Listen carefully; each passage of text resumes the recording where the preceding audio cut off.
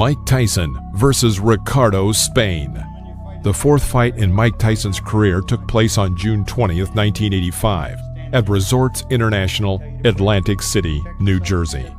Mike Tyson's fourth fight. First fight in front of a big-time audience, though. This time not in. Mike Tyson. After a series of 12 unanswered strikes by Tyson, Spain tried to mount a comeback with a clinch. In an instant, Mike hits with a left hook, sending Spain to the deck. It's like a steam hammer.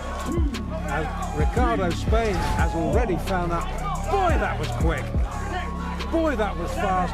Boy, that was found out. Leaning on the ropes, Ricardo rose at the count of 8. As soon as the referee gave the command to continue the fight, both boxers went on the attack.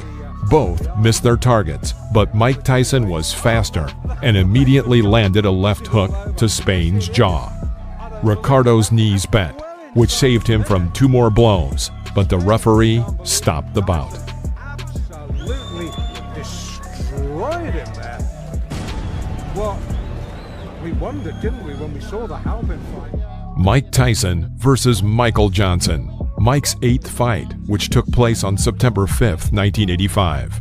The fight, like most of young Tyson's bouts, did not last long. Only 39 seconds. There he goes. He's just going to pull. After the first exchange of blows and a powerful left hook to the liver, Johnson was knocked down to the floor of the ring. Because down he goes, the left hook just buried him, dug him in the ribs. I think it was a left and a right. The referee counted and gave the command to continue.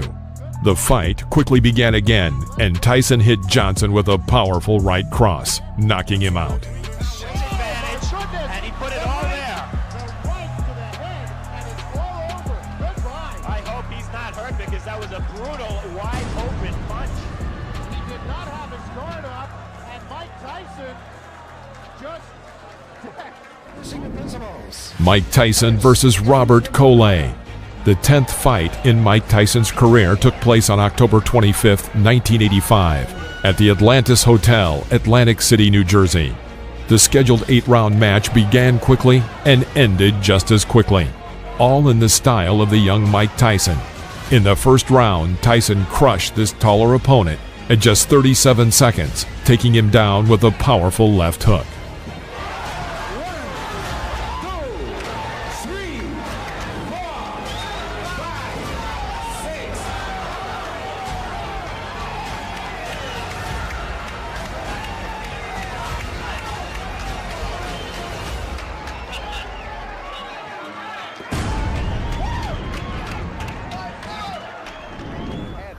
Mike Tyson versus Eddie Richardson.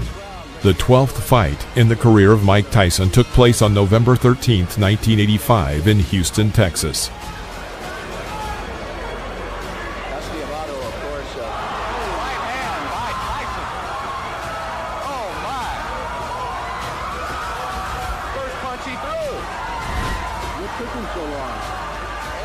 There were a lot of spectators in the hall.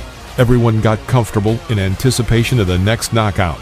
And the knockout came, 1 minute 17 seconds into the first round, when Mike delivered a left hook to Eddie's head. They can find some fight strength. Left hand almost drove Richardson right through the canvas. He not only knocked him down, but he absolutely carried him through the air. And it's over. I see right now a major flaw and problem in Mike Tyson's career, and that's going to be to have a fight that lasts long enough. Mike Tyson versus David Jaco. The 16th fight in Mike Tyson's career took place on January 11th, 1986, at the Plaza Convention Center, Albany, New York. Each time Tyson tried to develop a new attack, Jaco would resort to a clinch, apparently hoping to tire him.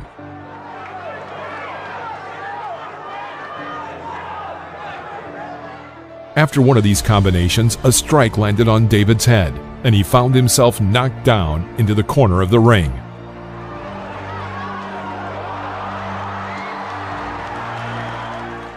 The blow was not too strong, and David found the strength to rise. Tyson, as in previous battles, immediately rushed to finish off his opponent. Moving like a pendulum in front of his discouraged rival, he throws out another left side strike and again puts David on the floor of the ring. Tyson himself, probably tired of hitting so much, seemed to slow down the fight, now aiming for a single hit to end the match. Having missed a monstrous left hook, he immediately strikes with a right cross to Jayco's head. David is back on the floor. The referee had no choice but to stop the fight due to the 3 knockdown rule. Mike Tyson versus William Hosea. After 2 10-round battles against James Tillis and Mitch Green, Tyson denied any skepticism that he lacked stamina. True, it's worth noting that Hosea was just scared and quickly got knocked out. But this does not detract from the effectiveness of Tyson's punches. He's just going to follow suit. Not you, Reggie Gross only lasted 1 round in his last fight. So, after a clinch, Mike catches William on an oncoming right cross and tries to develop an attack by embarking on a powerful series. Most of the blows glanced, but from the sheer number and the heavy pace, Hosea falls to the floor of the ring. the crowd, as you would expect for the local boy, He clearly was not eager to continue the fight and deliberately did not rise before the count of 10. The referee stopped the fight. well, I thought he did. Jose. Mike Tyson versus Lorenzo Boyd. The fight took place on July 11, 1986 in Swan Lake, New York. This fight was one of a series of fights that Tyson held in the summer of 1986, already on the outskirts of a battle for the championship title. Boyd, a normal, average boxer, could not mount a serious resistance and as a result was knocked out in the second round.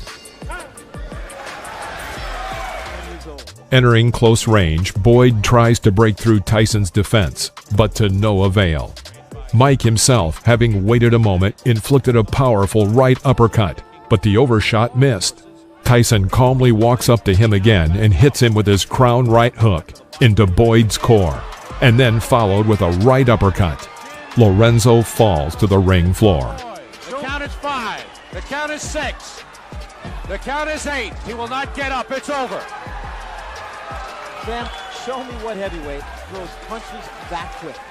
Those were 2 right hands, 1 to the body, and you snap your fingers. It was turned into, I believe it was a right. Mike Tyson versus Marvis Frazier. In July 1986, Mike met with Marvis Frazier, the son of the famous heavyweight champion Joe Frazier. The son of the great Joe was far from being as strong as his father, who was his coach and manager. What Joe was counting on by matching Marvis against Tyson is not entirely clear. But when watching the battle, it seems that the young Frazier was hit by a truck. At the beginning of the first round, Mike cornered the opponent and hit him with a right uppercut. Frazier was shocked. Tyson immediately carried out a series of strong blows. His enemy fell. The referee started the countdown, but seeing that Frazier was lying insensibly, he stopped counting. It was a hard knockout. Frazier came to his senses in a few minutes. Tyson took only 30 seconds to knock out Frazier. This fight was the shortest in the professional career of Iron Mike. Ferguson, the first time you saw him here on ABC Sports. Watch the uppercut, the right uppercut. Mike Tyson versus Alfonso Ratliff. The fight against Alfonso was the last for Mike before the fight for the champion title with Trevor Berbick. Tyson quickly figured out his rival, demonstrating the brilliant technique that distinguished him in his early years in the professional ring. After waiting a moment, Mike dodges to the left and throws a powerful left hook into Ratliff's jaw. Alfonso falls onto the ring floor. And there was a left hand, and Ratliff will sit it out. Climbing to his knee, he waits until the referee counts to 9 and gets up. Mike Tyson rushes to finish and shoots a series of 8 hits. Ratliff finds some relief in a clinch. After the referee breaks the clinch, Tyson begins beating Ratliff near the ropes. Can the man finish? And Tyson has left little doubt about that so far. should be just about it. Davy Pearl looking very closely. And that's all. It's over.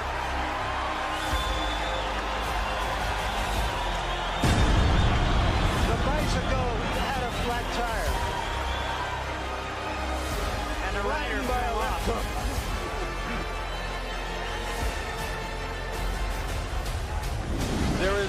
Mike Tyson versus Pinklin Thomas. The battle took place on May 31, 1987. At this point, Mike was the owner of the WBA and WBC belts. Thomas approached this match with a good track record of a series of 3 victories in a row and was considered a serious test for the 20-year-old Tyson. And at the beginning of the match, it seemed so. Thomas managed to cope with the pressure of Iron Mike for 5 rounds.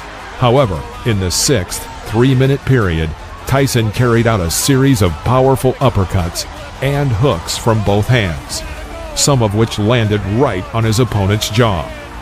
Thomas stumbled, and then after another left hook, crumpled him to the canvas. Thomas really nailed. Big left hook, big right hand. Down it goes, Pinklin Thomas. Out of 11. He did not have time to get up before the end of the count, and the referee stopped the match. It's worth saying that before this fight with Mike Tyson, Thomas had never been knocked down. He cannot stop a championship fight. I think he counted him out. I'm not sure if that's going to be scored as a TKO or a knockout. I think he may have counted him out. We'll have to wait and get him. Mike Tyson versus Tony Tubbs. The battle took place in the spring of March 1988. In this fight, Mike defended his title of absolute world champion in the heavyweight category. The fight did not last long, ending in the 2nd round with just one but very powerful left hook. Tubbs is hurt. Tubbs is hurt badly. It was a left After such a devastating blow, Tubbs could not even rise when the judge counted to 10. jump in the ring. The fight is over. With stunning swiftness. Mike Tyson versus Frank Bruno. The time of this fight just coincided with a difficult period in the personal life and career of Iron Mike. As for personal difficulties, he was in the process of divorcing his wife, and in his career, litigation with promoters. Tyson had very little time to prepare for the upcoming battle, only a couple weeks of full training. From the very first seconds of the battle, Mike carried out an effective attack, after which Bruno was on the canvas. It was a knockdown. Bruno's already tagged with the right hand. And there goes Bruno for the first fast fight. The first right hand that got him. He was down. You know, his own Bruno managed to recover and continue the fight, sometimes showing good boxing. Mike and hit. Mike is just looking for an opportunity to come. It all ended in the 5th round when Tyson struck a series of punches, from which Bruno was thrown to the ropes. It was there that Mike began to continuously beat him, and it stopped only when Bruno's team threw in the towel. Richard Steele has moved in and has stopped the fight. It's all over. Michael Tyson wins on a 5th round TKO. Mike Tyson versus Henry Tillman. This was the first fight that Tyson had after losing to Buster Douglas. In June, Mike met with this amateur offender, Henry Tillman, who in 1984 got in his way on the U.S. Olympic team. Whether the fight goes past 2.5 rounds or less than 2.5 rounds here in Las Vegas. No one had any doubts about Tyson's victory, but the fact that Tillman was terribly intimidated reduced the fight to the 1st round. One spectacular punch, and Tillman was down for the count. He should be doing a lot more movement than he is now. He's allowing Mike Tyson to trap him in the corner.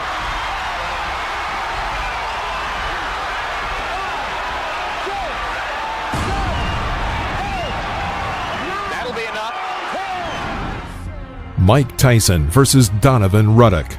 This was a very interesting and revealing battle. Ruddock was a hefty Canadian who, of course, was afraid of Tyson, but not to the point that he would immediately fall, like Henry Tillman or Alex Stewart. Most likely, Ruddock was a hidden left-handed person, that is, a left-handed person standing in an ordinary left-handed stance. In general, a good but very limited boxer. All his technique came down to getting to his signature hit with the left, something between a hook and an uppercut. But he certainly had a powerful blow. The fight proceeded in a bitter struggle, with some advantage on Tyson's side.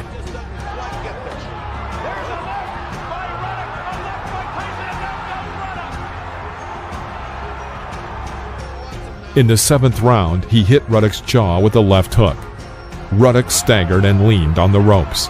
Mike Tyson rushed in to finish off the opponent, but the referee, Richard Steele, suddenly stopped the bout, calling a TKO.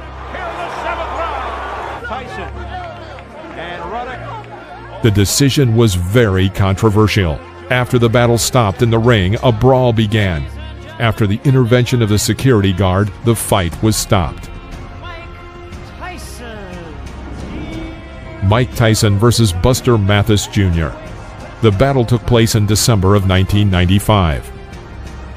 Mathis held his defense and avoided Mike's punches well, but this did not last long. In the 3rd round, Tyson sent Buster Mathis to the floor with a right uppercut. Mathis did not have time to rise before the count of 10, and the referee called a knockout.